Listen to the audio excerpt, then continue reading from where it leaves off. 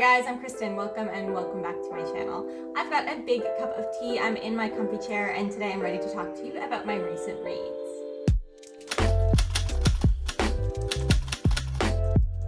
So I mentioned in my last video that I had been sick for a little bit, and when I'm sick, I apparently just want to read really light, fluffy romance books.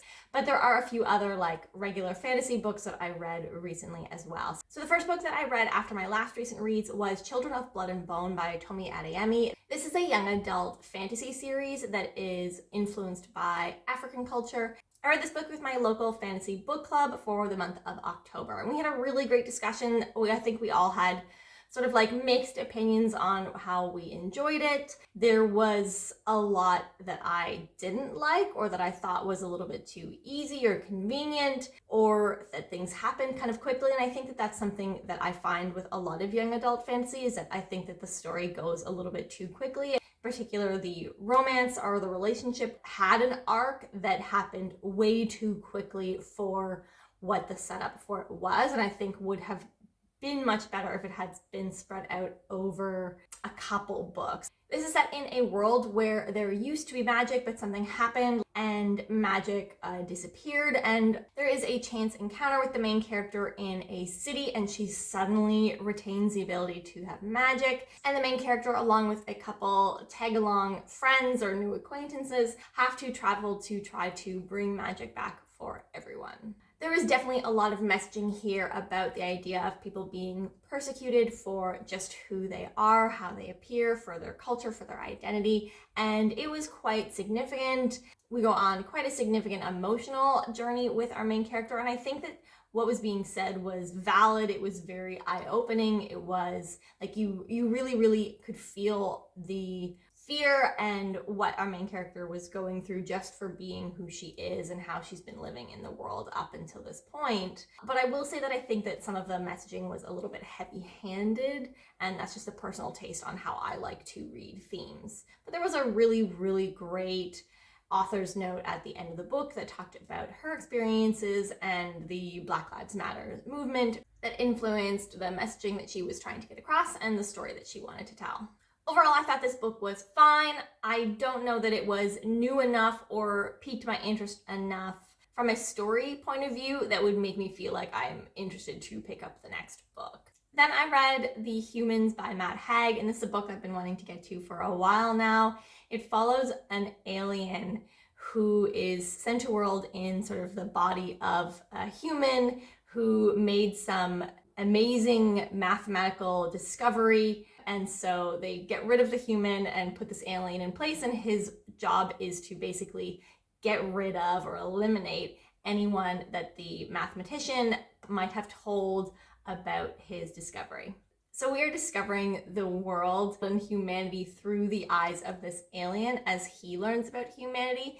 It was really interesting to see how he viewed human emotions and attachment and things like that. And that's really what this book is about, is him seeing the positives of humanity and human emotion and relationships and connection and love, and him discovering those things through his relationship with the mathematician's wife and teenage son. Definitely some significant, heavy things happen in the book, in the lives of the people. I did read this when I was still really sick and in bed, and I think that that was maybe just not the best time to read this book. I also read it right through, sort of in and out of sleep over a period of maybe a day and a half, and I think that this book would be better digested in small chunks so that you could ruminate on the various musings and discoveries and thoughts that the alien has over life and humanity and love and relationships. Okay, I'm going to switch things up in the order of the books now. So I'm going to talk about the book that I just finished yesterday, and then I will just really briefly mention a bunch of the romance books. I just finally finished The Hero of Ages by Brandon Sanderson. This is the third and final book in the Mistborn trilogy. So if you've been watching my videos for a while, you know that I have sort of been trying to read The Hero of Ages for a while. I started it earlier in the year, but lost my library hold. But I did finally finish this book. So I can't get too much into, obviously, the plot with this book, because it is the third in a series. But I will say that this is maybe one of the better endings to a fantasy series that I have ever read, of just like how everything came together. He made some really shocking choices in the end that I was not expecting. The way that it was written and structured also was that there were a few different characters that we were following, and they were generally in like very different places all over the map. Some of them are together, but because of something that's happening within the world, if they speak out loud about information that they discover, then their enemy is aware that they know that information. So there's this element of that you're learning different bits about the magic and the world and the problem that's happening from a lot of different perspectives.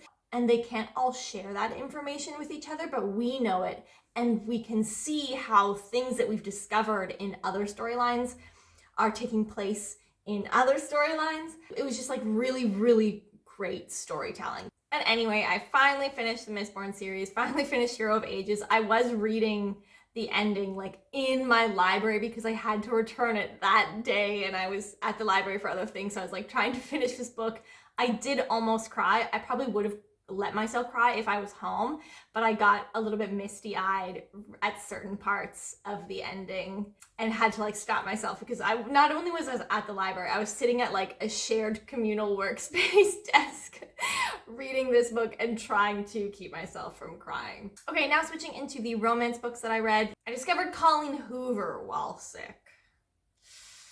I have heard that Colleen Hoover is a author that you either love or hate her books, and I would say I'm a little bit in between, to be honest. Like, I really, really see why people don't like them, and there are a lot of aspects of the books that I have read that I didn't like, and so I get it, but at the same time, I do think she's an amazing storyteller. She just writes very immature main characters who I don't connect with. So I read Ugly Love. The main character moves in with her brother, who's a pilot, and one of his friends and next door neighbors is also a pilot, and they end up doing like we're just sleeping together, don't ask me about my past, don't expect a future sort of a thing. But even though the guy is very upfront about that, like those are his two rules, don't ask me about my past, don't expect a future, she does. And it's very clear all throughout the book that she just thinks if she keeps sleeping with him, eventually she's gonna wear him down and emotions will grow. And I just think that's bad messaging. Like, that is what happens. Obviously, this is a romance book. But there's a point at the end where the guy actually, like, thanks her for, like, not giving up on him. And I just think that's such bad messaging for a romance book. Then I read It Ends With Us. I knew that this book was a cry book. That's basically all that I knew about it. I actually don't even think I ever read the synopsis. I've had it saved on Scribd for over a year, just like planning to get to it eventually. It's actually a very similar situation where it's like, no feelings involved, let's just sleep together sort of thing. There is also a guy from her past, from when she was in high school, who she begins to remember and reflect on that relationship and that situation as she reads like old diary passages from that time. And I won't say anything else about the plot or where it goes because I don't want to give anything away. I think that you really just have to like read and experience this book. But I will say that I think that you should check the trigger warnings. It's a little bit spoilery, so that's why I'm not saying it, because I want you to have the choice as to whether or not you check that out. I wasn't crying at the end of the book, but I cried several times after having finished the book. Like for the whole night, I just was a wreck. If you've read this book, you know, it's like this weird thing where the whole time you're sort of like, I wasn't really sure what I wanted to happen. And I think that that's where Colleen Hoover did such an amazing job, where you sort of, it's done in such a way and it's written in such a way that even though I don't like the writing and I wasn't even sure who I wanted the main character to end up with. And that's kind of the crazy part, is that as things are happening, you're like, but like you start making excuses sort of for the people involved and the situation involved. And I think that that is exactly what she was trying to do. The other Colleen Hoover books that I read was a series, a trilogy, and I've sort of DNF'd the third one, and it's the Slammed series. I actually think Slammed was her debut novel, and you can really see that it is maybe a little bit rougher than the other ones. But these 3 books were Slammed, Point of Retreat, and This Girl. So I think I'm like over halfway on This Girl, but it's basically just a retelling of the first book from the guy's perspective, and I just kind of got bored with it. This young girl, she's 18, moves to a new town, new city, and her next door neighbor is very, very cute, and they go on a first date and have like this amazing connection first date, and then they discover kind of like a few days later that there's a reason that they can't be together. It's a real legit reason for why they can't be together. Don't worry, it's not like he was the father's like love child or anything. Like it's not incest reasons that they can't be together, but there's a legit reason that they can't be together at that moment in time. With Colleen Hoover's storytelling, like there is more depth there than just the relationship that has to do with responsibility and parental death, like grief and dealing with all of that, and that part was really good. And this one, the main character is 18, and I just think she was the most immature person ever. I don't get the relationship in the 3rd book where you're seeing the first book from his perspective. He's sometimes is aware that she's really immature, but somehow still really into her, and I'm just like, that doesn't make sense to me. I also read My Darling Duke by Stacey Reid. This is a historical romance, and it is in the Sinful Wallflower series. I read the 2nd book in this series, Her Wicked Marquess, earlier this year and loved it. This is the 1st book in that series, and I actually didn't like it nearly as much as Her Wicked Marquess. I just felt like the relationship wasn't as there for me in this one. It is an interesting setup. So she pretends to be engaged with this duke who hides away in Scotland in his estate and never comes to London. And so because he's never around, she actually pretends that they're engaged in order to give her family a little bit of like a better reputation and the pretend connections so that her sisters can make better matches. And the Duke finds out about this, and he kind of shows up and is like, hey, hey boo. He plays into the pretend engagement because for the interim he's intrigued and interested. And so anyway, he takes her to his castle in Scotland, and you know, stuff ensues. Okay, and then just 2 final romance books. These ones are actually young adult contemporary romance books. The first one was On the Fence by Casey West. This is a romance book that Murphy Napier talks about all the time, or not all the time, but like she will occasionally recommend this book for various things. I don't know that I realized it was young adult, but I discovered that very, very soon. So it is like a young 15, 16-year-old girl.